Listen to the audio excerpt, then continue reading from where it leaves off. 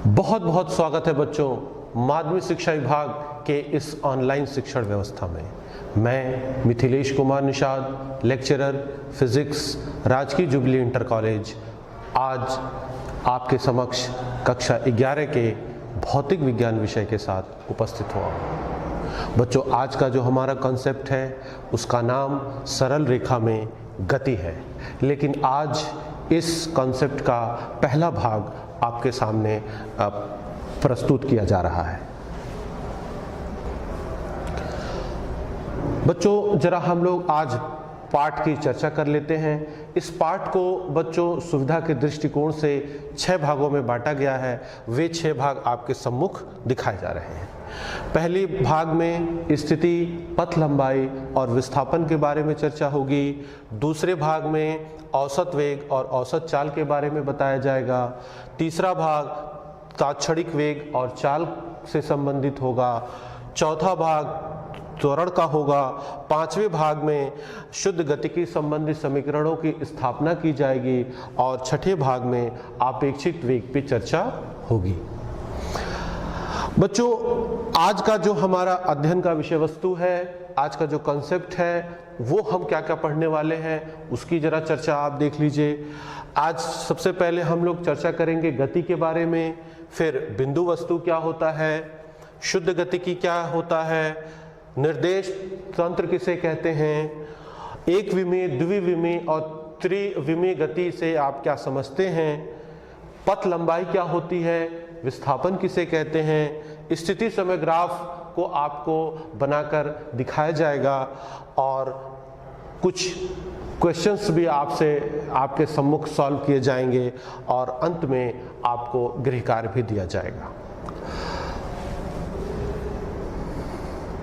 बच्चों, इससे पहले कि मैं आज के कॉन्सेप्ट की विधिवत चर्चा शुरू करूं, मैं गैलीलियो के एक कथन पर आपका ध्यान आकृष्ट कराना चाहता हूं। कथन क्या है? आपके सामने है, ignorance of motion is ignorance of nature. मतलब यह है बच्चों कि गति के बारे में न जानना इस नेचर को न जानने के जैसा है। दूसरे शब्दों में अगर कहा जाए बच्चों, तो हम कह सकते हैं कि अगर हम अपने परिवेश के बारे में जानना चाहते हैं तो हमें उसमें होने वाली विभिन्न गतियों के बारे में भी जानना पड़ेगा, उसे हमें सीखना पड़ेगा, समझना पड़ेगा। आज उसी क्रम में हम पहला कदम बढ़ाते हैं और गति के सबसे सरलतम स्वरूप अर्थात सरल रेखी गति की चर्चा शुरू करते हैं।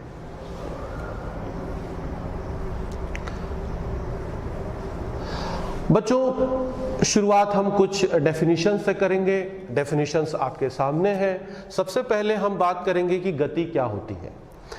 बच्चों, आप अगर अपने आसपास बहुत सारी गतियों को अगर ध्यान से देखें, बहुत सारी वस्तुओं की गतियों को देखें, तो आप क्या अनुभव करते हैं? आपने एक कॉमन चीज अनुभव किया होगा कि जब भी कोई वस्तु गति करती है तो उसकी स्थिति में समय के सापेक्ष लगातार परिवर्तन होता रहता है। अर्थात समय के सापेक्ष वस्तु की स्थिति में होने वाले परिवर्तन को हम गति के नाम से जानते हैं। दूसरी तरफ अगर किसी वस्तु की स्थिति में समय के सापेक्ष कोई परिवर्तन नहीं हो रहा है तो आप क्या कहेंगे कि वह वस्तु विरामावस्था में है। इसके बाद जो आज हमारे अध्ययन का मुख्य केंद्र बिंदु है उसकी भी परिभाषा देख लीजिए, सरल रेखीय गति। बच्चों, हमारे परिवेश में बहुत सारी गतियां हैं, बहुत सारी वस्तुओं की गतियां होती रहती हैं। उसमें अगर किसी वस्तु की गति इस प्रकार हो कि वो एक सरल रेखा के अनुदिश हो तो इस प्रकार की गति को हम सरल रेखीय गति के नाम से जानते हैं। इसके बाद बच्चों, गति के अध्ययन के दौरान हमको एक एप्रोक्सीमेशन लेना पड़ता है। वो एप्रोक्सीमेशन क्या है, इसको जरा समझिए। बच्चों, अगर किसी वस्तु का आकार एक निश्चित समय अंतराल में चली गई दूरी की तुलना में बहुत कम हो तो ऐसे वस्तु को हम बिंदु वस्तु मान सकते हैं या इसे हम पॉइंट ऑब्जेक्ट भी कहते हैं। इस बात को समझने के लिए मैं आपके लिए एक उदाहरण लेके आया हूं। इस उदाहरण को हम सॉल्व करते हैं और बिंदु वस्तु के कॉन्सेप्ट को थोड़ा और गहराई में समझते हैं। सबसे पहला जरा इस प्रश्न को देखें बच्चों। नीचे दिए गए गति के कौन से उदाहरणों में वस्तु को लगभग बिंदु वस्तु माना जा सकता है? पहला वाला उदाहरण देखिए, दो स्टेशनों के बीच बिना किसी झटके के चल रही कोई रेलगाड़ी। इसको जरा देख लीजिए बच्चों। मान लीजिए कि ये एक स्टेशन ए है और यहां पर एक स्टेशन बी है। इसके बीच में कोई रेलगाड़ी है जो स्टेशन ए से स्टेशन बी तक गति कर रही है। बच्चों ये तो बिल्कुल सहज रूप से आप समझ सकते हैं कि इस रेलगाड़ी की अपनी लंबाई दो स्टेशनों के बीच रेलगाड़ी द्वारा चली गई दूरी की तुलना में पर्याप्त रूप से कम है। इसलिए इस रेलगाड़ी को इस गति के उदाहरण में हम बिंदु वस्तु मान सकते हैं। दूसरा उदाहरण देखिए, किसी वृत्तीय पथ पर साइकिल चला रहे किसी व्यक्ति के ऊपर बैठा कोई बंदर। देखिए बच्चों, मान लीजिए ये वो वृत्तीय पथ है जिस पर कोई व्यक्ति साइकिल चला रहा है और उस साइकिल सवार के ऊपर एक बंदर बैठा हुआ है। जब यह व्यक्ति साइकिल चलाएगा तो वृत्ताकार मार्ग पर अपनी गति करेगा, तो बंदर के द्वारा जो एक वृत्ताकार मार्ग में जो चली गई दूरी है वो बंदर के आकार की तुलना में बहुत ज्यादा है, या दूसरे शब्दों में कहा जाए कि बंदर का आकार उसके द्वारा चली गई दूरी की तुलना में पर्याप्त रूप से कम है। इसलिए इस उदाहरण में इस बंदर को हम बिंदु वस्तु मानेंगे। तीसरा उदाहरण बच्चों देख लीजिए। तीसरा उदाहरण यह है कि जमीन से टकराकर तेजी से मुड़ने वाली क्रिकेट की कोई फिरकती गेंद। फिरकती गेंद का मतलब स्पिनिंग बॉल। बच्चों आपने क्रिकेट खेला होगा और स्पिन बॉल फेंका भी होगा या उसे देखा जरूर होगा। जब कोई स्पिन बॉल ग्राउंड से हिट करता है तो वो थोड़ा सा अपने स्थान से खिसकता है, तो गेंद के द्वारा मुड़ने के दौरान चली गई दूरी गेंद के आकार की तुलना में बहुत कम नहीं है, उसे नगण्य नहीं माना जा सकता है। इसीलिए इस उदाहरण में गेंद को आप बिंदु वस्तु नहीं मान सकते हैं। चौथा उदाहरण देखिए बच्चों, किसी मेज के किनारे से फिसल कर गिरा कोई बीकर। मान लीजिए बच्चों कोई मेज है, ये इस पर बीकर रखा हुआ है, ये ग्राउंड है, ये यहां से बीकर नीचे गिर जाता है। बीकर गिरने के दौरान जो दूरी चलता है उस दूरी की तुलना में जो बीकर का अपना आकार है वो बहुत कम नहीं है, उसे आप नगण्य नहीं मान सकते हैं। इसलिए इस उदाहरण में बीकर को बिंदु वस्तु नहीं माना जाएगा। बच्चों इस उदाहरण के बाद, इस उदाहरण की चर्चा करने के बाद आप एक नतीजे पे पहुंच चुके हैं कि बिंदु वस्तु मानने के लिए वस्तु का आकार, केवल वस्तु का आकार मायने नहीं रखता है, बल्कि यह बात महत्वपूर्ण है कि वस्तु के द्वारा चली गई दूरी की तुलना में वस्तु का आकार क्या है।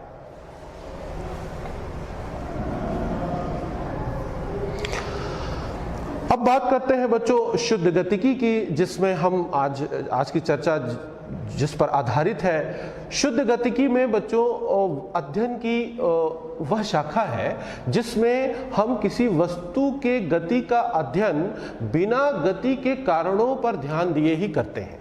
अर्थात अगर कोई वस्तु गतिमान है तो वो उस वस्तु के गति का क्या कारण है, अर्थात उस पर कौन से बल लग रहे हैं, किन परिस्थितियों में बल लग रहे हैं, इस पर ध्यान न देकर हम सिर्फ वस्तु की गति पर ध्यान देते हैं, तो अध्ययन की इस शाखा को हम कहते हैं शुद्ध गतिकी।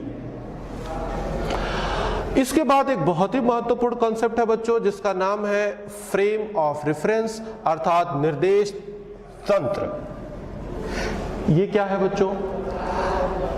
आपने देखा कि हमारे परिवेश में बहुत सारी वस्तुएं गतिमान हैं।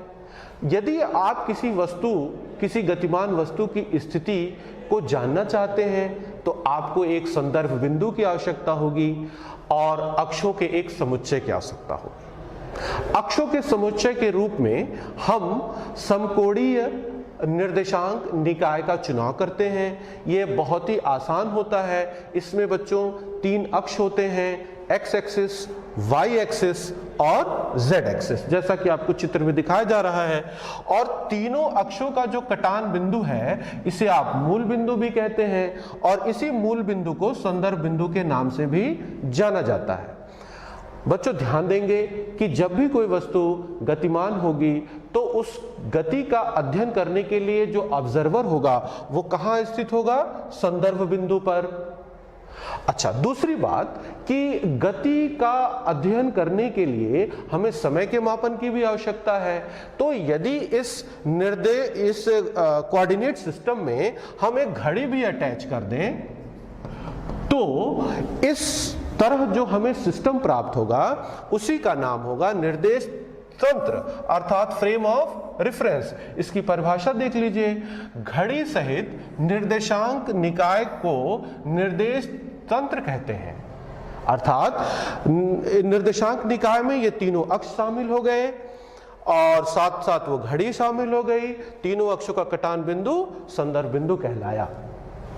इसमें एक बहुत महत्वपूर्ण बात है कि किसी घटना का जो वर्णन है वो इसके लिए चुने गए निर्देश तंत्र पर निर्भर करता है। इस बात को मैं आपको एक उदाहरण से समझाने की कोशिश करता हूं। मान लीजिए बच्चों कि यहाँ पर एक सड़क है और सड़क के किनारे आप खड़े हैं और आपका दोस्त एक कार में सवार होकर के जा रहा है और आप अपने दोस्त की गति का मापन कर रहे हैं। तो आपके सापेक्ष आपका दोस्त गति की अवस्था में है। और जरा आप बता सकते हैं कि निर्देश तंत्र कहां पर संलग्न है? जी हां, ये निर्देश तंत्र आपके साथ संलग्न है, अर्थात ये ग्राउंड से अटैच है। परंतु अब इसी का दूसरा उदाहरण देख लीजिए। अब आप अपने दोस्त के साथ उसी के कार में सवार हो जाते हैं, आप स्वयं उस कार में जाके बैठ जाते हैं। अब आपके सापेक्ष आपके दोस्त की जो गति होगी वो कैसी होगी? जी हां, आपके सापेक्ष अब आपका दोस्त स्थिर अवस्था में आ गया है, क्योंकि अब आपका जो निर्देश तंत्र है, जो फ्रेम ऑफ रेफरेंस है, वो कार से अटैच हो गया है।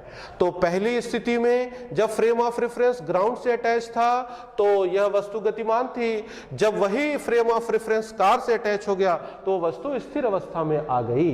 अर्थात यह बात बहुत महत्वपूर्ण है जो मैं अब कहने जा रहा हूं। बच्चों, किसी भी वस्तु की गति केवल उस वस्तु पर निर्भर नहीं करती है, बल्कि उस ऑब्जर्वर पर भी निर्भर करती है जो उस वस्तु के गति का मापन करता है। पहली बात। दूसरी बात कि आपने देखा कि विरामावस्था या गति की अवस्था ये दोनों सापेक्षिक हैं। सापेक्षिक का अर्थ यह है कि जो प्रेक्षक है वो उस गति का मापन कहां से कर रहा है, यह इस बात पर निर्भर करता है। इसके बाद आ जाइए, स्थिति क्या होती है। आपने देखा कि हमने फ्रेम ऑफ रेफरेंस में एक पॉइंट लिया है, इस पॉइंट का कोऑर्डिनेट एक्स वाई जेड है। इसी कोऑर्डिनेट को ही हम किसी ऑब्जेक्ट का, किसी वस्तु की स्थिति के नाम से भी जानते हैं। अब हम जरा कुछ गतियों के अन्य उदाहरणों की चर्चा कर लें। बच्चों, सबसे पहले आ रहा है इसमें एक विमीय गति। इसकी जरा चर्चा देख लीजिए बच्चों।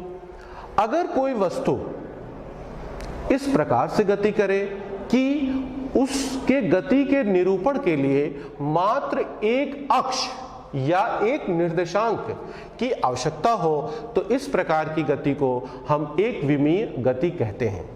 उदाहरण स्वरूप, अगर कोई वस्तु एक सीधी सरल रेखा में गति कर रही है तो उसके निरूपण के लिए मात्र हमें एक अक्ष या एक निर्देशांक की आवश्यकता पड़ेगी और इस प्रकार की गति एक विमीय गति कहलाएगी। दूसरा देख लीजिए, द्विविमीय गति क्या है।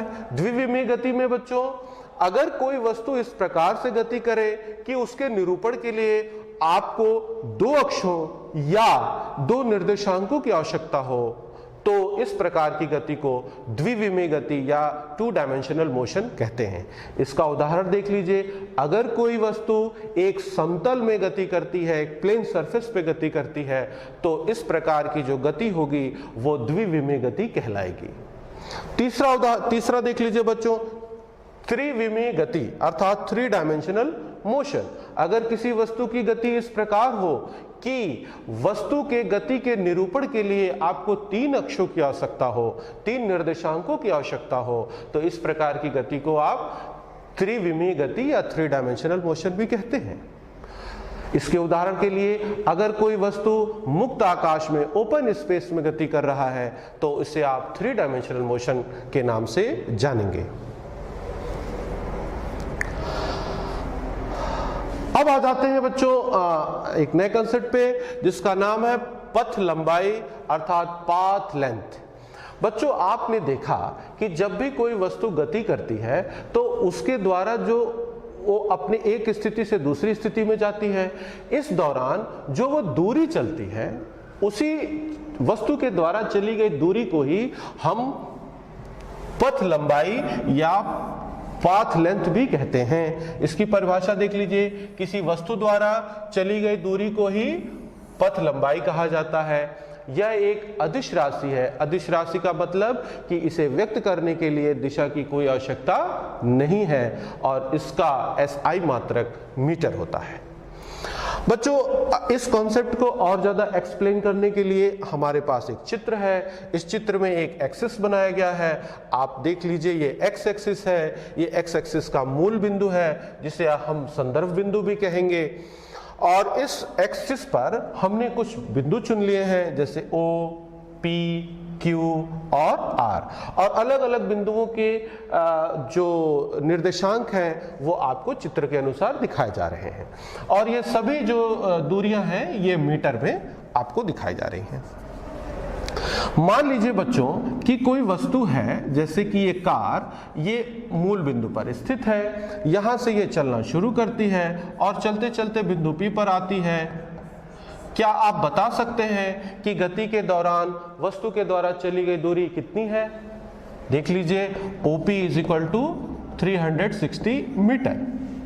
अब यही कार अगर बिंदु P से चलकर फिर बिंदु Q पर आ जाती है तो अब बताइए कि उसकी कुल दूरी कितनी हो जाएगी? OP प्लस PQ अर्थात 360 मीटर प्लस 120 मीटर, तो ये हो जाएगा 480 मीटर। अब यही कार वापस जहां से चली थी फिर वहीं आ जाती है तो आप बता सकते हैं कि कार ने कुल कितना दूरी तय किया?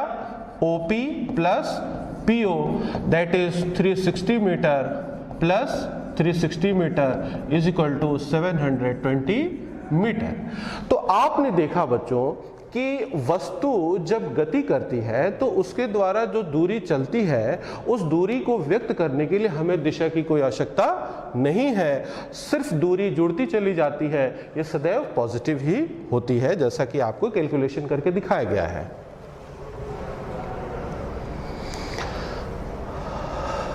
अब एक नए वेरिएबल की बात करते हैं। एक नया वेरिएबल है जिसका नाम है विस्थापन अर्थात डिस्प्लेसमेंट।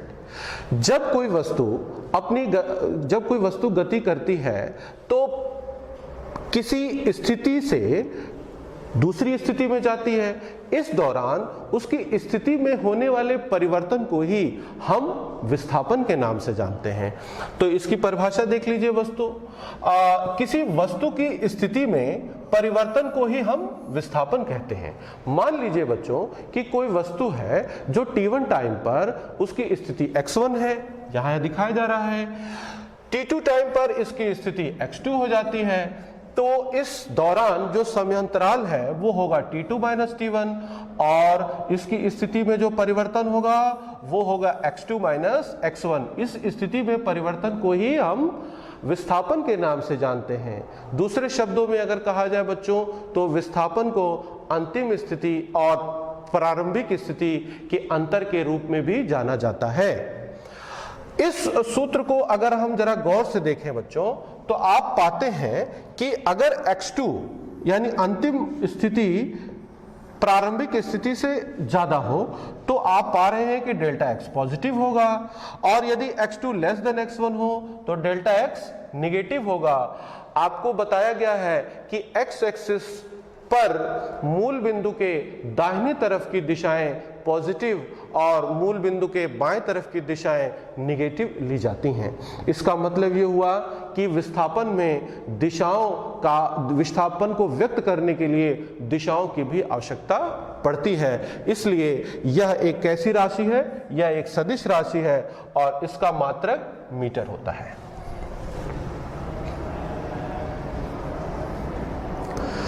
विस्थापन को और विस्तार से समझने के लिए जरा फिर एक वही उदाहरण लेते हैं। एक हमारे पास कार है और ये बिंदु O पर स्थित है। ये कार यहां से चल करके बिंदु P पर पहुंचती है। आप बता सकते हैं कि वस्तु में कितना विस्थापन हुआ? डेल्टा x आप लिखेंगे O से P, तो अंतिम स्थिति हो जा रहा है आपका 360 मीटर, प्रारंभिक स्थिति हो जा रहा है 0 और फिर ये हो जाएगा 360 मीटर प्लस, ये मीटर में। फिर यहां से कार P से चल करके Q पर आती है। अब जरा सा देखा जाए कि इसका विस्थापन कितना होता है। P से Q तक आने में कितना विस्थापन हुआ? बच्चों इस बार स्थिति Q जो है वो अंतिम स्थिति होगी, वो होगी 240 और प्रारंभिक स्थिति कितनी होगी? 360। आप इसका अंतर निकालें तो ये आएगा -120 और फिर यही कार जहां से चली थी फिर वहीं पर आ जाती है।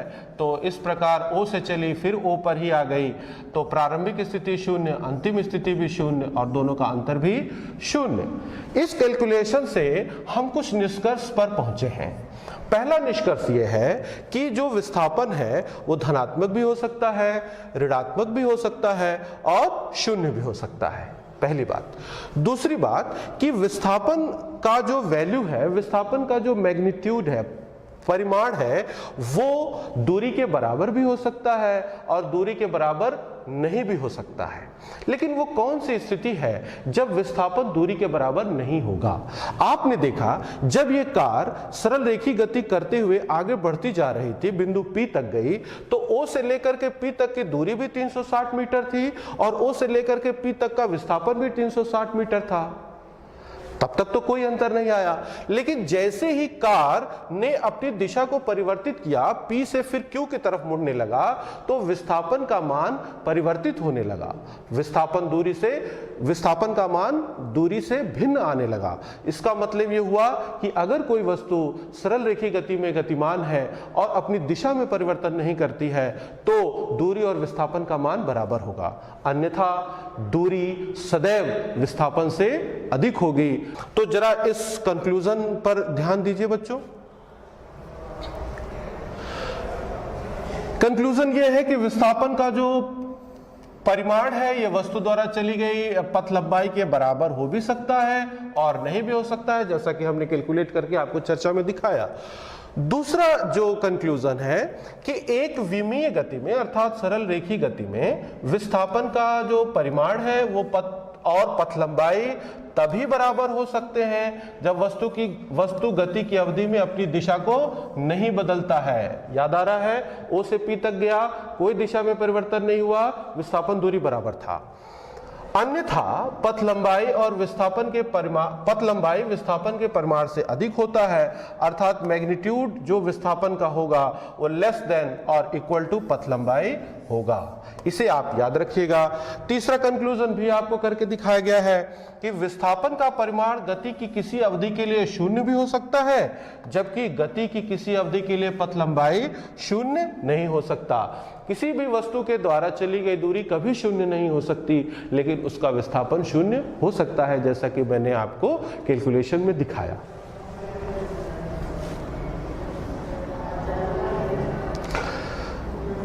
बच्चों, अब हम गति को व्यक्त करने के लिए कुछ चित्रात्मक स्वरूप का भी वर्णन करेंगे, जिसे हम ग्राफ के नाम से जानते हैं। यहां पर अभी तक आपको दो वेरिएबल दिखाए गए हैं, एक टाइम और दूसरा स्थिति। तो स्थिति और समय के बीच का जो ग्राफ है, इसी को हम नाम देते हैं स्थिति समय ग्राफ। इसमें जो समय है वो x एक्सिस पर ड्रॉ किया जाएगा और जो स्थिति है वो y एक्सिस पर ड्रॉ की जाएगी। बच्चों, हम इस ग्राफ को अलग अलग बिंदुओं में हम अध्ययन करेंगे।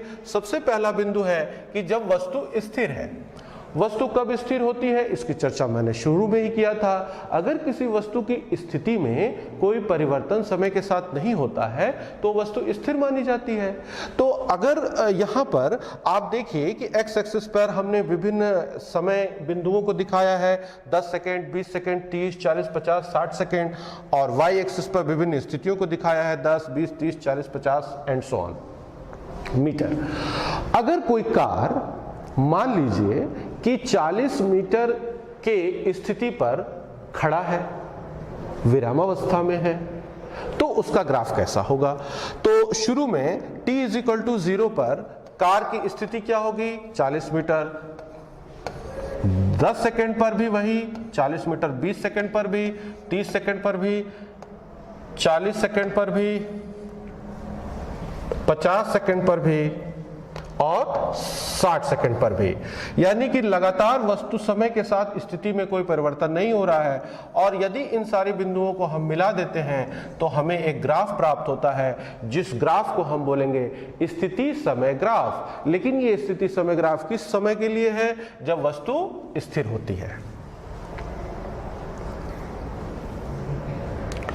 अब इसका दूसरा हिस्सा देखिए बच्चों, जब वस्तु एक समान गति से चल रही है। एक समान गति से चलने का क्या अर्थ है, जरा इस आंकड़ों से इसे समझिए। यहां पर समय दिखाया जा रहा है और उनकी भिन्न भिन्न स्थितियां दिखाई जा रही हैं। अगर आप इन आंकड़ों को देखें तो आप पाएंगे कि निश्चित समयांतराल में वस्तु द्वारा चली गई दूरी एक समान है। आप देखिए, हर 10 सेकेंड में वस्तु के द्वारा चली गई दूरी 40 मीटर है। तो यदि किसी वस्तु के द्वारा निश्चित समयांतराल में चली गई दूरी समान है तो ऐसे वस्तु की गति को एक समान गति के नाम से जाना जाता है। और इस तरह के स्थिति में हम ग्राफ कैसे ड्रॉ करेंगे, इसको जरा सा देखिए। देखिए, ये 0 है, ये 10 सेकेंड, 20, 30, 40, 50, 60, और स्थिति को हम जरा ड्रॉ करते हैं। ये हो जाता है आपका 40, 80, 120, 160, 200 और फिर 240। चलिए अब वो उन बिंदुओं को ढूंढते हैं। सबसे पहला बिंदु देखिए, समय 0 है तो स्थिति भी 0 है, वो यही होगा। दूसरा बिंदु यहां पर होगा, तीसरा बिंदु यहां, चौथा यहां पर होगा। आप आंकड़ों को देखते जाइए, बिंदुओं का मिलान करते जाइए यहां पे, और फाइनली ये बिंदु यहां पे मिलता है। यदि इन सभी बिंदुओं को अगर हम मिलाएं तो हमें एक स्ट्रेट लाइन मिल रहा है, और इस स्ट्रेट लाइन को आप कहेंगे स्थिति समय ग्राफ। ये स्ट्रेट लाइन ऐसा ग्राफ कब मिलेगा? जब वस्तु कैसी गति कर रही हो? एक समान, जब वस्तु एक समान गति से चल रही हो। अगली स्थिति देखिए बच्चों, जब वस्तु असमान गति से चल रही है। इनको आंकड़ों से जरा सा आप देखिए, ये भिन्न भिन्न समय पर भिन्न भिन्न स्थितियां दिखाई गई हैं। समयांतराल यहाँ पर 2 सेकंड का ही लिया गया है, लेकिन स्थिति देखिए भिन्न भिन्न है। अर्थात समान समयांतराल में जो वस्तु द्वारा चली गई दूरी है वो भिन्न भिन्न है। तो इस यहीं से परिभाषा भी निकलेगी कि यदि किसी वस्तु के द्वारा समान समयांतराल में भिन्न भिन्न दूरियां तय की जाती हैं तो वह वस्तु असमान गति से गतिमान होता है। इसका ग्राफ कैसे खींचेंगे देख लीजिए। यहाँ पर ये 0 हो गया, ये 2 सेकेंड, 4 सेकेंड, 6, 8, 10, 12, 14 और ये फिर 16 सेकेंड। इसके बाद आ जाइए, स्थितियों की भी जरा ड्राइंग कर लें। ये हो गया 50, 100, 150, 200, 250 और ये फिर 300। जरा इन आंकड़ों को देखते जाइए। सबसे पहला बिंदु तो यहीं पर मिलता है, स्थिति 0 और समय 0, स्थिति भी 0।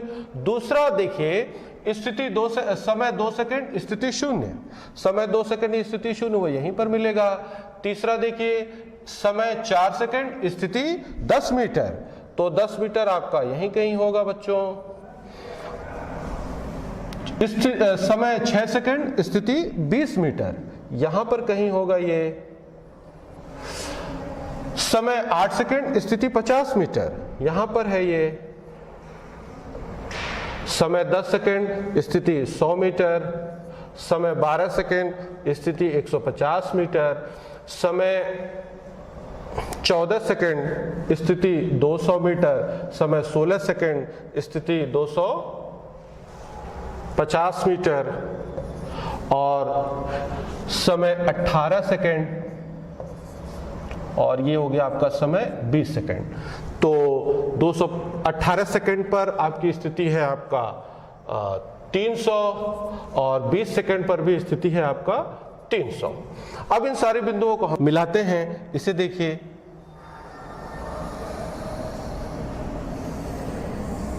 ये जो गति आप देखें, ये जो ग्राफ आप देख रहे हैं, ये उस स्थिति में आपको प्राप्त होगा जब वस्तु असमान गति से गतिमान होती है।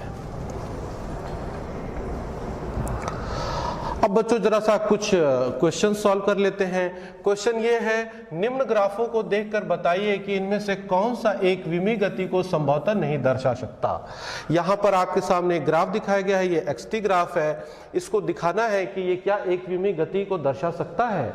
इसके लिए हम जो स्थिति अक्ष है, इसके समानांतर एक रेखा खींचेंगे। ये रेखा समय अक्ष पर मान लीजिए बिंदु T1 पर इंटरसेक्ट करेगा। यहां पर दो बिंदु और आपको प्राप्त होंगे। इसके सापेक्ष स्थिति x1 है, इस बिंदु के सापेक्ष स्थिति x2 है।